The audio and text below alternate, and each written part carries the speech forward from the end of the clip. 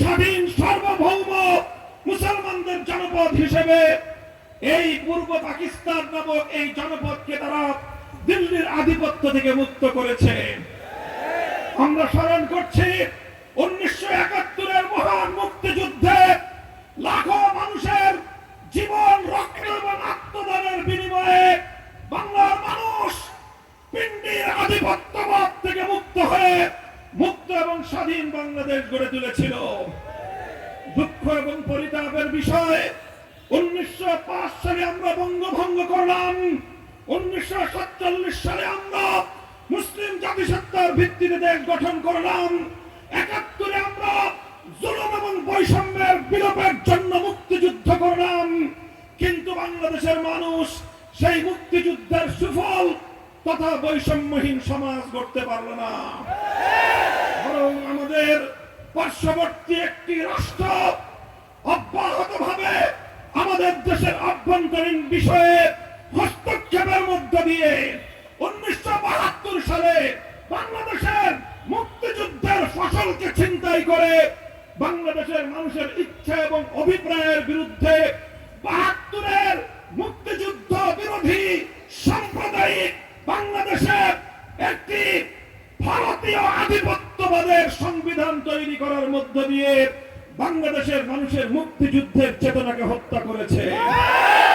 তাই 2024 সালে যখন এদেশের ছাত্র জনতা অধিকার আদায়ের জন্য মাঠে নেমেছিল, 4 কোটি ছাত্র জনতার বৈষম্য বিরোধী সে আন্দোলনে এদেশের ইসলামপন্থী এদেশের আলেম সমাজ বুকের রক্ত দিয়ে স্বাগত জানিয়েছে।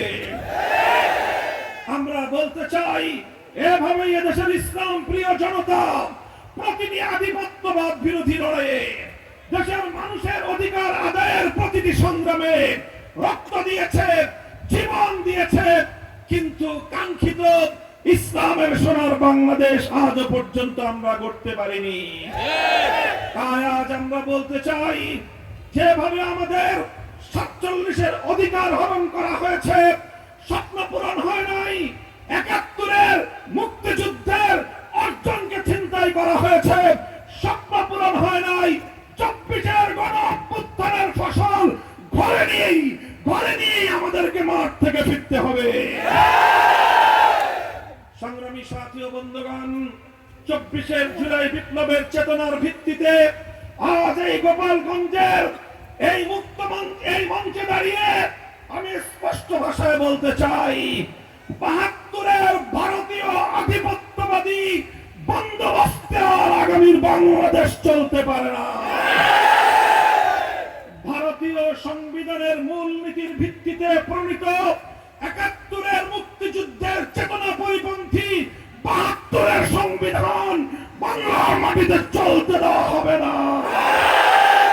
আগামীর বাংলাদেশ গড়ে উঠবার জন্য 2024-এর জুলাই বিপ্লবের সনদকে রাষ্ট্রীয়ভাবে স্বীকৃতি প্রদান করে, আইনি ভিত্তি প্রদান করেই 2026 সালের ফেব্রুয়ারির জাতীয় নির্বাচন হতে হবে। সংগ্রামী সাথী ও বন্ধুগণ, জুলাই বিপ্লবের ছাত্র জনতা এদেশের শাহাদাত বরণকারী আবাল বৃদ্ধ সহস্রাধিক প্রাণের অযুত প্রাণের রক্তের বিনিময়ে দ্বিতীয় স্বাধীনতার যে স্বাদ বাংলার মানুষ উপভোগ করতে শুরু করেছে, এটাকে